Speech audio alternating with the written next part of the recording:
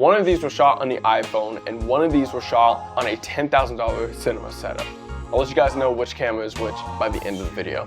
And if you're too lazy to wait, skip to this timestamp for the reveal. And let me know what camera you thought was which.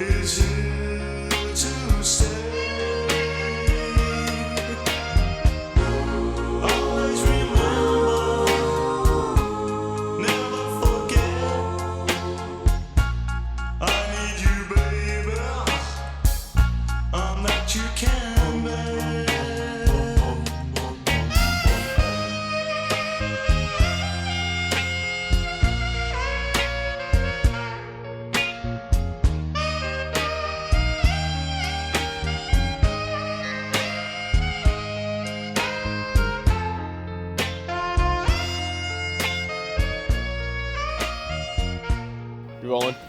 Okay.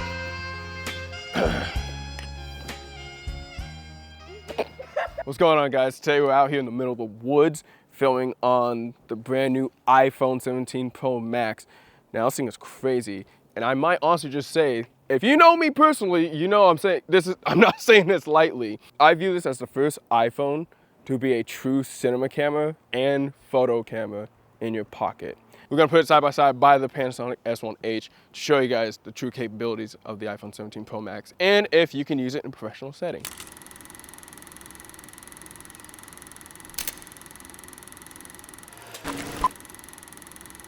The S1H is a full frame camera, which means naturally you get more depth, smoother roll off, and cleaner images overall. The iPhone 17 Pro Max is working with a much smaller sensor. It's working with a 1-inch sensor, which is slightly under average, but don't let the 1-inch king disappoint you, for it packs a punch. For the first time ever in an iPhone, it now shoots ProRes RAW, alongside H.264 recording. It also has 4.6K open gate recording, so you don't have to fight between shooting vertical or horizontal. You can now shoot horizontal and then crop in later while retaining a lot of information to reframe your images for social media.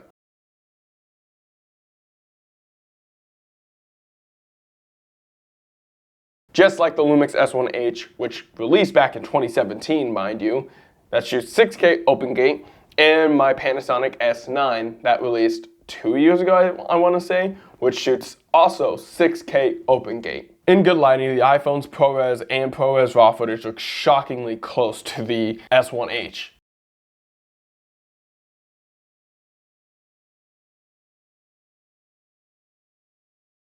And the S1H does shoot in ProRes RAW, but for this video I wasn't able to get that working, so I shot it in standard H.264 codecs. You get plenty of sharpness, balanced color, and a nice dynamic range for something that fits in your pocket. But once you push it, especially in low light or mixed lighting, the S1H still has an organic texture that's hard to replicate. The S1H also has dual base ISO, and the iPhone 17 Pro Max doesn't.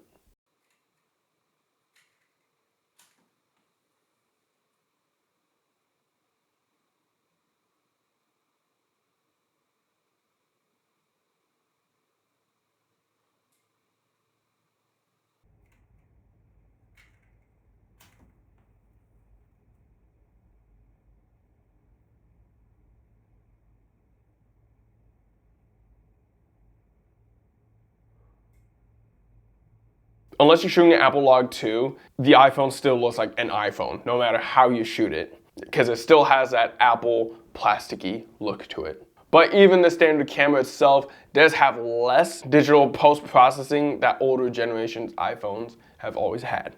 There's more of an organic, natural look to it.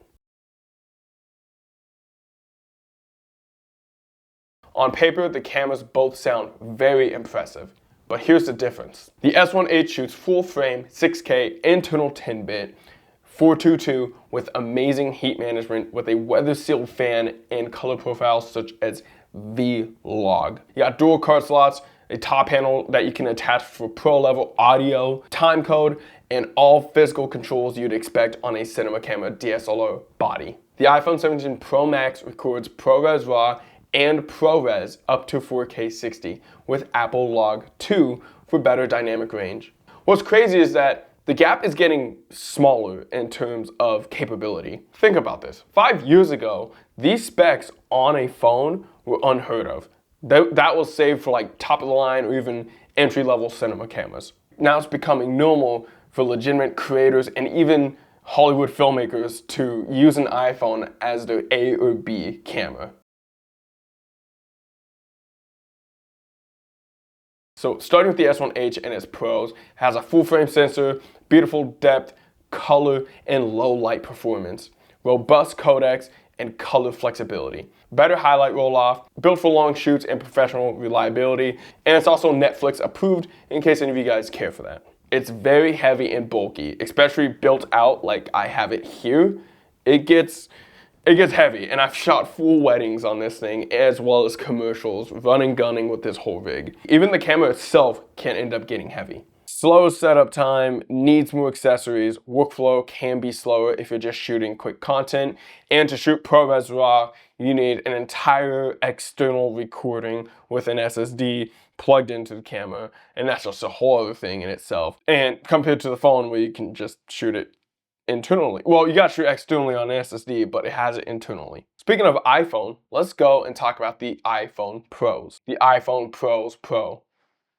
The iPhone Pros. It's compact, lightweight, always with you, shoots ProRes and log, serious flexibility for mobile shooting, great stabilization and autofocus, seamless ecosystem, shoot, edit, post, all from one device. And if you're not shooting in Apple ProRes RAW, the highlight recovery is limited. Tends to overprocess details and color, low light still struggles, and files can get massive when shooting in ProRes RAW. But honestly, if you're worried about file sizes in general, you should not be shooting in ProRes RAW. Oh, and the iPhone is not Netflix approved. Again, if you care about that. But at the end of the day, they're both really great tools for different productions. It just depends on what type of project you are running.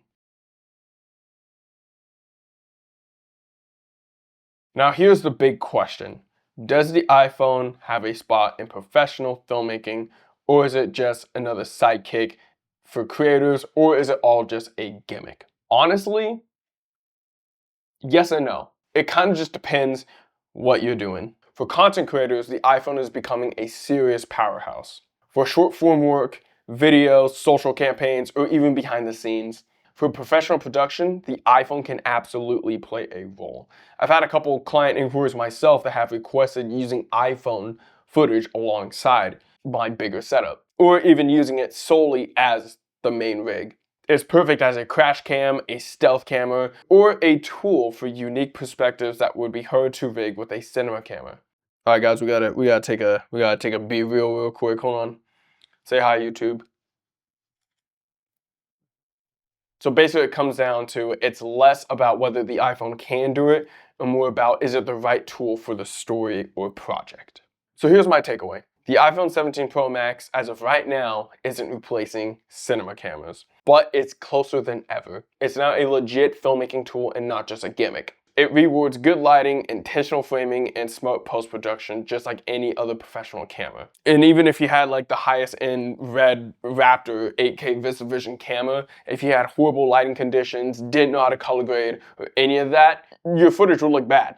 So it does also come down to skill. For content creators, it's arguably the best all-in-one system. For professionals, it's another creative weapon. It's small, flexible, and capable of capturing moments that big rigs can't. At the end of the day, the camera doesn't matter, the filmmaker does. And the skills matter. It's about how you use what you have. And right now, the iPhone's giving us more creative freedom.